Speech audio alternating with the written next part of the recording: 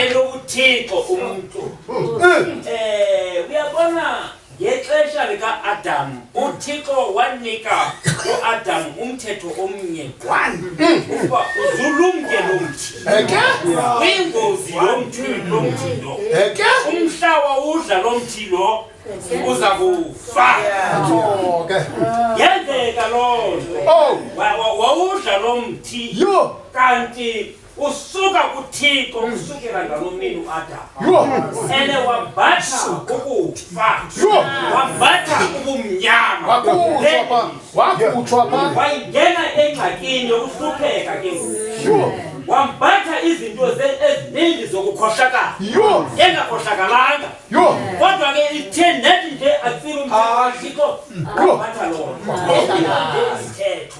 omnye yathi ngexesha lama-Israyeli uthixo wona ama-Israyeli wanika imithetho elishumi ukuze nina hambani ngalo mthetho lona bahluleka kunjalo nabo bahluleka tu yila mithetho elishumi wayitshintsha ke nguYesu uthixo abaza emva kwama-Israyeli bona wabangenisa apha enguqukweni babangene apha yilento uYesu xa efundisa esithi banoyolo ababafumanekayo emoyeni bazawubona umkani bamazulu ayilulanga ke loo yokuze umntu afumaneke emoyeni azokwazi ukusebenzela uthixo ngumoya ukuba uthixo ingumoya ayilulanga ke loo ingqale kakhulu ene omnye umntu ungamshumeza athi ayofa yile nto ayiyo ephila isono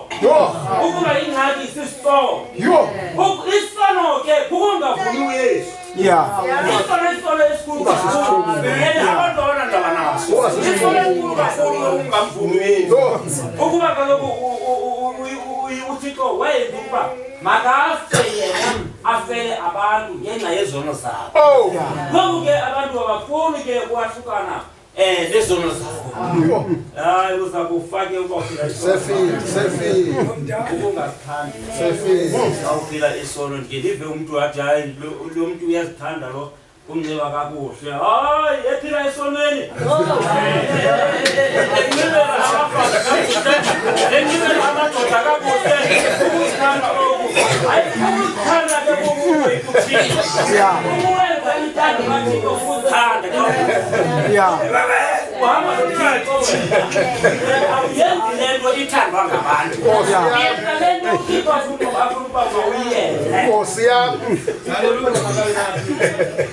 ubaluleke kakhulu ke uthixo kubantu abamfumeneyo ene bayayazi ukuba uthixo le nto akayifuni amen awuyika uthixo mnye ke umfundisi enguYesu amen inye ke igama ekufanele ukuba siguqe kulo sithandaze uthixo ngeli gama abantu ke balahlekile uSathana ubalahlekisile abantu banamagama wabo babiza amagama wabo aphuma kubani aphuma apha ebantwini banqola loo nto abantu abamyazi yena eyinguye abafanele ukuba bamkhona Nkosi yami kaloku uthixo uvula umntu amehlo amuvula ingqondo Nkosi yami ukwenzela ukuba azokwazi yiyo le nto uYesu wayenza ukuba eyakhe yena inkonzo akayibeke emntwini akathi umntu makakhokele abanye abantu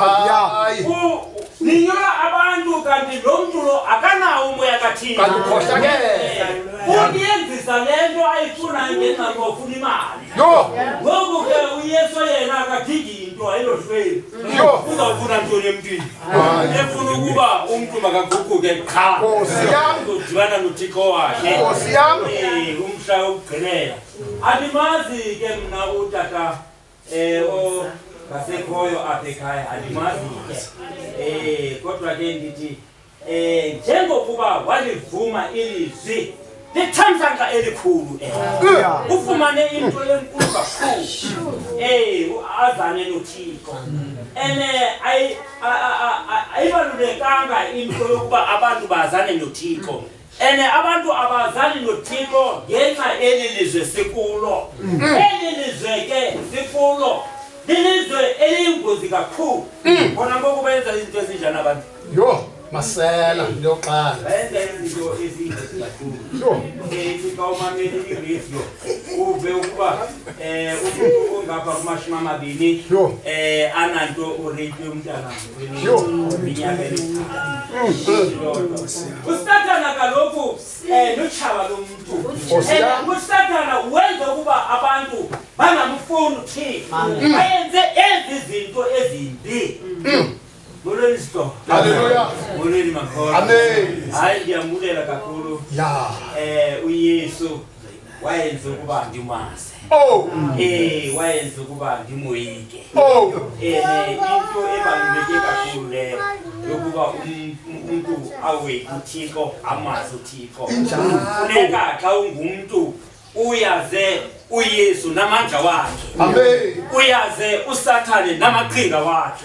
Ukuba uSathane usebenzisa amaqhinga yena ukususa apha kulendlela uhamba kuyo uYesu. Nginombuzo. Ukuba xa ungafuni uYesu apha kweli lizwe, xa usuka apha uyaphi? Apho uzawuyakhona kwabani? Uba ungathi ungamfuni umakoti kaloku ungena ngomfana ekhaya engayazi ukuba elo khaya linjani, ngenxa yokuba uthanda lo mfana weli khaya uza apha ancame ashiye ashiye ikhaya lakhe. Nalapha kuYesu kunjalo, uyazincama wena uyenzela ukuba uyongena ngaye ebubukaleni uThixo yena unolwazi lapha, awaziso wena unolwazi yena kaloku. Ufuna umvume qha into ayifunayo ukwenzela ukuba ayongenisa ebomini kaloku. Nokuthi umuntu uyafuna ukuphila, abantu abayifuniyo impilo. Nowuphi umuntu uyayifuna impilo kodwa akafuna umnikazi wempilo.